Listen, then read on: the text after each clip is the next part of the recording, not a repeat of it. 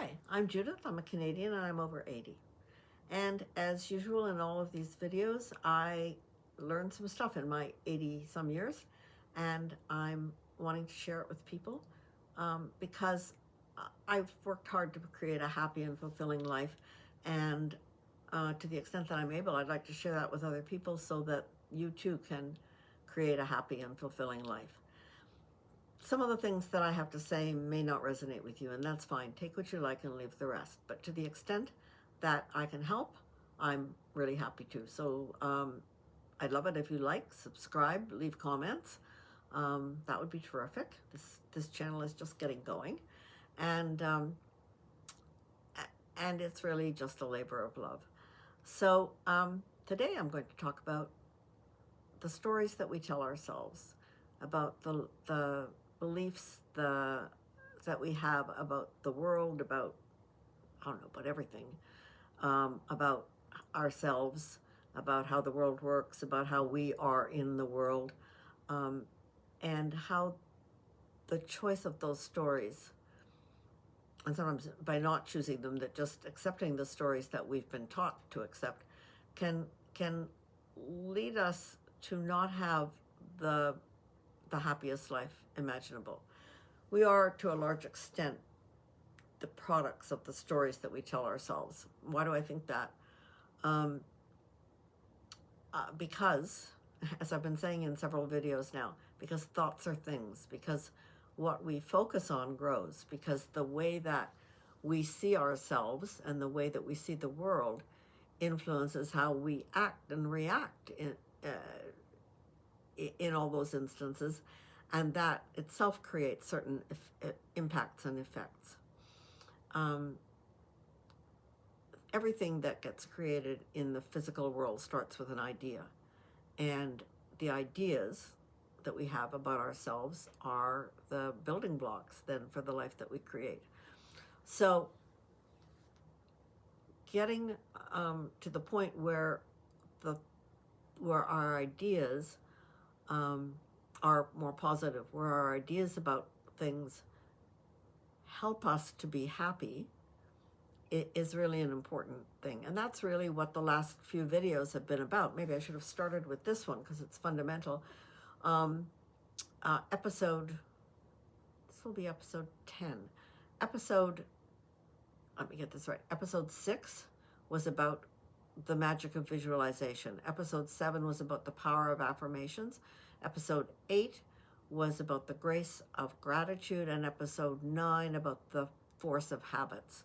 And all of those are ways in which we build our ideas of ourselves and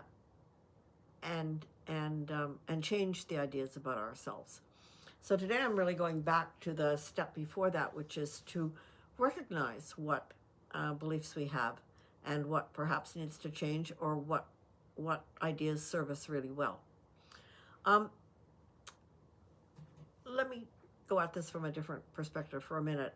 Any good historian will tell you that history is really written by taking a lot of facts, actual facts that can be documented, and then interpreting them through some kind of a lens that tells a story. So some people have an idea of some historians will use an economic lens. Some will use a religious lens. Some will use a lens of ideas and culture, for instance. All of those interpretations are stories about how to view the facts. And we too have our own histories, and each of us has encountered certain facts. It is a fact that you were born on a certain day. It is a fact that you were born into a certain place or time. It is a fact that you grew up in certain things and you had certain experiences. Many of your experiences are actual facts. Where you went to school, what you did, everything. All these things are facts. But the stories that we tell ourselves about them are not necessarily the same. You can have two sets of people who have the same set of facts, and they can tell very different stories about themselves. So I'm not talking here, when I talk about choosing our stories, I'm not talking about just always choosing the happiest story and denying anything that is negative. That that isn't um, conducive to happiness. The people who do that and do that constantly, um, it's often called being in denial. Um, but the people who do that are either hugely narcissistic or have such a deep well of hole of awfulness on the inside that they have to talk it up big on the outside. They brag and they boast and they lie and they do whatever to say a positive story when that isn't true. That isn't a way to lead to true happiness. Similarly, so, well, I don't know where I was going with similarly. So I think that it isn't about denying that anything bad ever happened. It isn't about denying that anything bad could happen. It's not about being unrealistic, but it's about choosing, in most cases, choosing the interpretation of events that feels the most satisfying to you, the one that will serve you the best. If we have a choice of how we think about ourselves and about the world, let's choose the ones that enable us to operate in that environment in the most successful and positive ways. So, for instance, about this not being naive about it, you may have been brought up because of family beliefs, because of the history of your family, because of where you grew up, because of experiences you had, to believe that people are mostly liars, mostly untrustworthy, dishonest, that people cannot be trusted. You have to be suspicious of them. Always be suspicious unless you know people very well. Put up a wall, make sure that nobody gets through until they've been really, really well vetted. And that's a very protective attitude, and it may serve you in some instances. I don't know. But somebody else may have had those same experiences, but not see them as the defining ways of life. We all have something called confirmation bias. We tend to see what we believe to be true. So if you really believe that people are untrustworthy and they lie and they cheat and they steal, you're going to notice those instances where people do that and see that as confirming your belief. If, on the other hand, you have a belief that while some people may lie, cheat, or steal, the majority of people are trustworthy, the majority of people do not do those things, you're going to see those that confirmation bias in your life. So we have kind of two choices. One choice when it comes to our story is to simply accept whatever stories are in our head, that whatever stories have been put there, whatever stories are there, and not look at them at all and not choose them, really, just live them out. And we are brought up with stories. There are familial stories, there are historical stories, friends whose relatives have been Holocaust victims or survivors have very different stories to tell about the world and how it operates than someone like the people in my family who never experienced any of that. So we have to, and it's not to say that my people are right and those people are wrong. I mean, experience can, in fact, lead to very different conclusions. The question for you now, if you're several generations removed from that, is to what degree is that making your life unhappy or happy? To what degree is that that way of looking at things serving you well? And if it is not serving you well, if it is not helping you to live a happy and successful and fulfilling life, then can you change that belief, that idea, that inbred idea of how things are? Or, and here's a third option. Your third option is to detach from that idea, but not really go to its opposite. So you don't get rid of the idea that nobody cheats and steals, or that everybody cheats and steals, and say that mostly nobody does. You say people are people and some do and some don't, and you have a much more I'll use the term agnostic view about it, I don't know view about it. You can live to some extent without the story. You can look at the facts and not absorb the story. Let me give you an example of this in terms of beliefs. If you believe in a higher power, in something that is above and beyond the human beings, the earthly, just life on earth and so on, whether it's God, Jehovah, Buddha, Allah, Indian gods, Native American gods, whatever. If you believe that there is something beyond us, some intelligence that created us, that cares for us, and so on, then you would be classed as religious or spiritual. If you absolutely believe that that is not true at all, you'd be classified as an agnostic. If you don't know, you say, I don't know. Could be one, could be the other, have no idea. No, I don't really have an opinion. You could be considered an agnostic. So you've got spiritual, religious, atheist, agnostic. Same thing about an afterlife. The truth is that despite stories of people coming back from the dead or whatever, we don't know for sure. None of us knows for sure what that is. We can have a belief, but we don't know for sure what happens when we die until we die. And then it's too late usually to tell anybody about it. So we can believe in an afterlife. We can, and in traditional Christian terms, that might be an afterlife in heaven or an afterlife in hell. We can believe in, or it might be, reincarnation or all kinds of other beliefs. You might believe that there is absolutely nothing. Once you die, you're dead. That's it. It's all over. And that's a belief that there is no afterlife. Or you can say, don't know.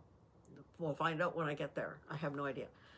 So, and any one of those beliefs can actually make you happy or unhappy. So I'm not saying that one of those beliefs is better than others.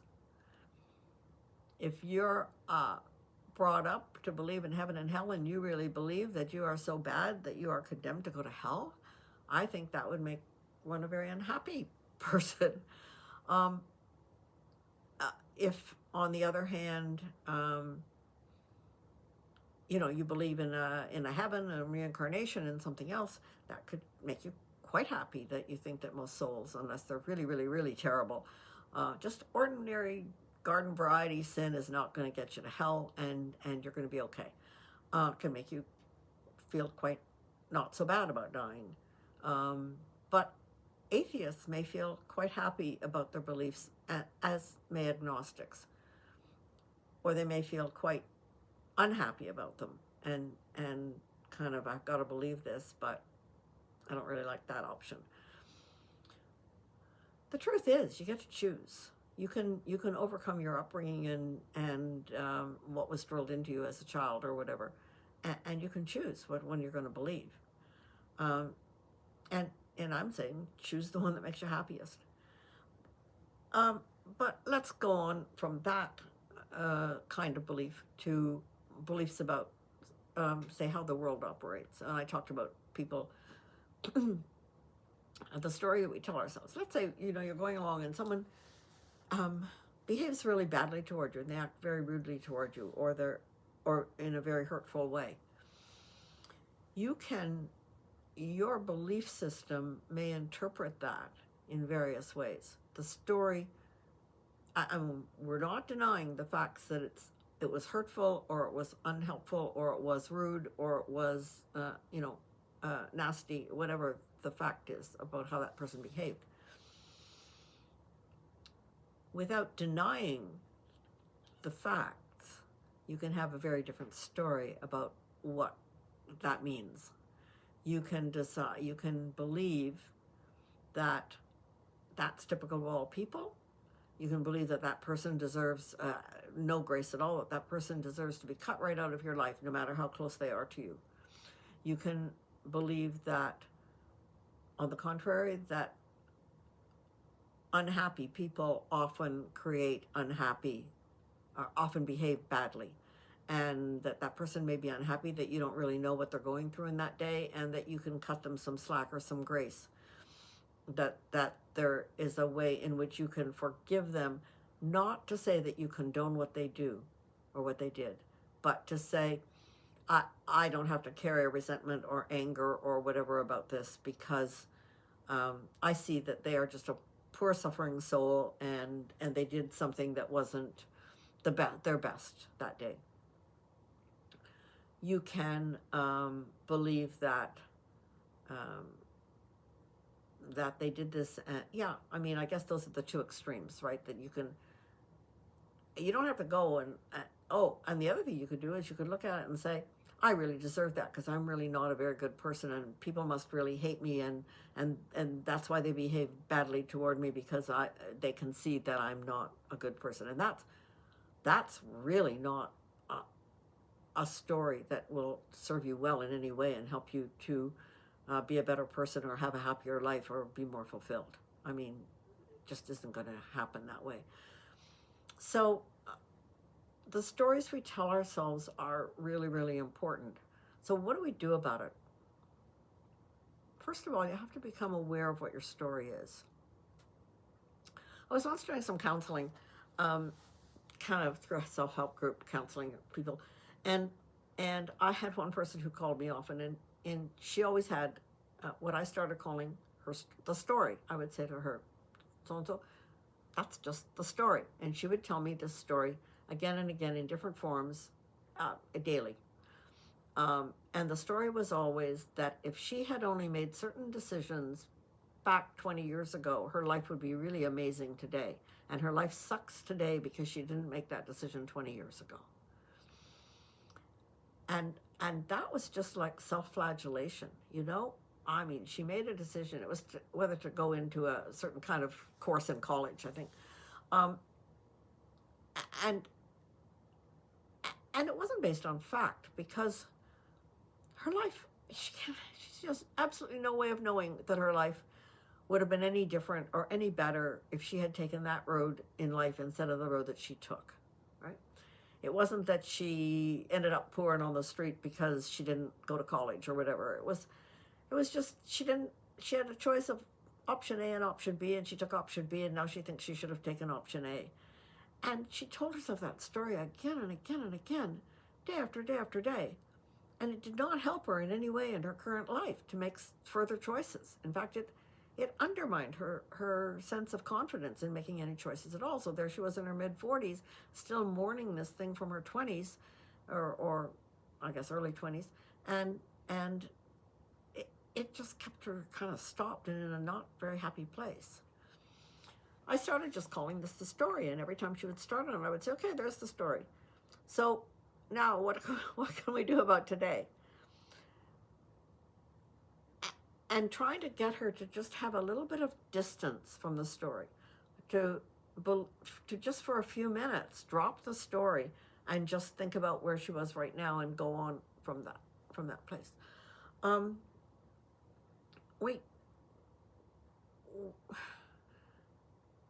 We can do this to ourselves.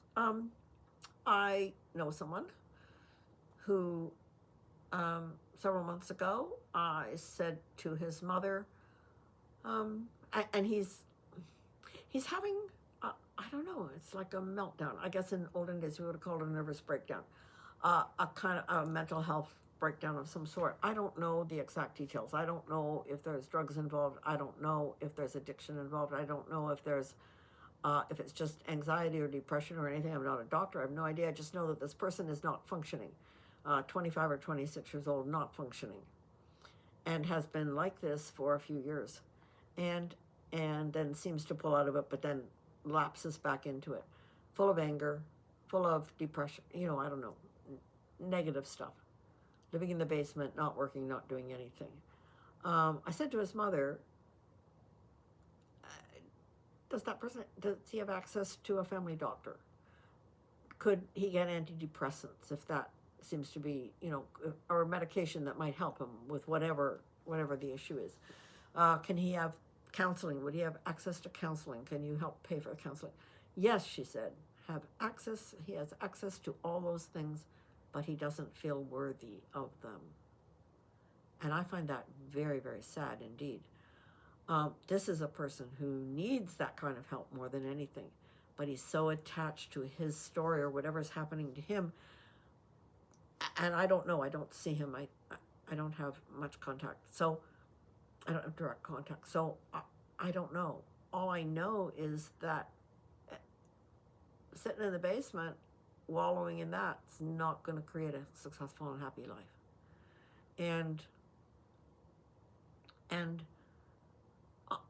so if it's really bad, if it's really, really, really bad, the story you're telling yourself, you really need to summon up the courage to reach out for help, to take whatever help is available, whether it's just a friend to talk to, or a parent, or a counselor, or some professional help, a doctor, whatever. I mean, checking yourself into the hospital for some mental health thing, anything, because that is not a really good place to be. And that's a story that's going on inside this person's head, or a series of stories. I don't know. But it breaks my heart. It breaks my heart to see that in a young person, well, in any person. So that's an example of an extreme kind of story. So how do you do that? Well, the other videos that I talked about are ways, video 6, 7, 8, 9, are ways of creating a new reality for yourself. Visualization helps you imagine yourself in a different way, in a different light. Affirmations make positive statements about ways in which you can see yourself differently. I am worthy of help would be one, right? I'm a child of God. I'm worthy of help, whether or not you believe in God. But if you do that, that helps. So affirmations, and then the grace of gratitude. Starting to look for positive things every day, for positive things that happen every day, that someone said something kindly to you, that someone opened a door for you. Can be the smallest things. But they help you, again, that confirmation bias, they help you to notice things that are good and right and just and happy in the world. It can be the happiness of someone else that you notice, the child's laughter, a child hippity-hopping down the street, and that reminds you of when you were young and you hippity-hopped. I wish I could hippity-hop now, but I cannot do that at my age. Can't even hop, let alone hippity-hop. At any rate, and then habits. Habits can build you up when you're really down as well. I talked in the one about habits, in the video about habits, about Fly Lady, who had a messy house and started by just cleaning her kitchen sink and putting the dishes away or in a dishwasher or whatever, so the sinks were always clean. And from that developed a whole way of keeping her house tidy and in order, and ultimately it developed a business around it, which often shows you that the areas where you work hardest to learn are the areas in which you can help other people. One of the reasons I'm doing these videos is because I've had to work hard at creating a happy and successful life. Not so much because of negative stories that I told myself. Well, I had a few of them, and I got help. I went for therapy when I was in my 20s, and I thought that no one would love me because I was 5 pounds overweight, or that no one would love me. Oh no, I thought that if I was 30 and not married, because that was the times, the 50s and 60s, if I was 30 and not married, that I was a real failure in life. I thought if I didn't have children, I was a real failure in life. Well, I didn't marry till I was 36, and I didn't ever have my own children, and yet I really believe now that I have had a happy and successful life. Didn't have everything in it that I wanted originally, but it turned out fine, And so I think it's really important, but I look for help. I got therapy. I went to therapy class, met the guy who became my husband in a therapy group. So there you go. But so you have to somehow say, I'm willing to ask for help and distance yourself from the story in some way and do some of the practices, the habits, the gratitudes, the affirmations, the visualization that helps you create a new reality, a new future for yourself. And then you can start even to interpret your past in a more kindly way. I know people who have had a horrible upbringing, foster homes till they were 8 and then adopted. Horrible upbringing and horrible things that put them into foster homes. And the person I know who's not her background is one of the most positive people that I know, because she interprets things in a really positive way. Like, it's just possible to overcome a lot of early experiences or bad circumstances. I've heard people say about their parents who had terrible parents say they did the best they could. That's forgiveness of a kind. And I should talk about forgiveness some other time. But well, this video is getting long. I just want to mention one other option. Besides changing from a negative attitudes or ideas or stories to positive ones, the other thing you can do is just sort of to become an agnostic, to live without the story. And I don't know a lot about this because I'm more on the side of I just go to the positive things. But I know that when Dan died, my husband died 20 years ago, 20 and a half years ago now, when he died, in fact, 20 and 3/4 years ago, when he died, there was a period of time in which I couldn't think very positively. I wasn't thinking particularly negatively, but I was just kind of stuck in a kind of a nowhere land. And at that time I read a book by a woman named Byron Katie, Byron Katie, Katie. And she the book is called I don't know what the book is called offhand, I forget now, but what she does in there, she calls it the work. And she says, I'm going to read this from my phone. She says, I discovered that when I believed my thoughts, I suffered. But when I didn't believe them, I didn't suffer. And that this is true for every human being. Freedom is as simple as that. I found that suffering is optional. I found a joy within me that has never disappeared, not for a single moment.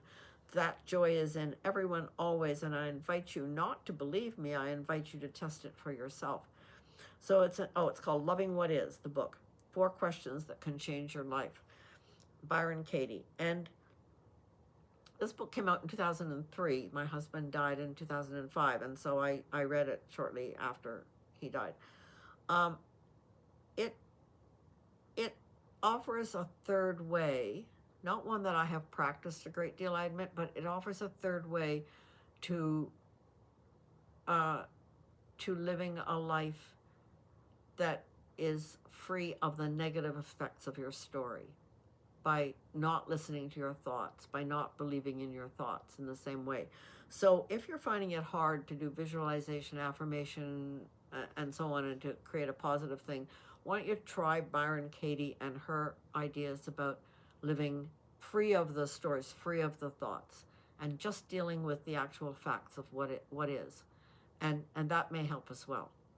So I think that's all I have to say on that subject. I'll likely think of something when I finish this video. I always do. I think, oh, I should have said this. I should have said that. But let it be what it is. And if there's really more to say, I'll come back to it another time. So until then, I hope what I've said is helpful. If not, as I always say, take what you like and leave the rest. You can leave it all. You can leave some. But I'd also appreciate it if you did like it, to like the video and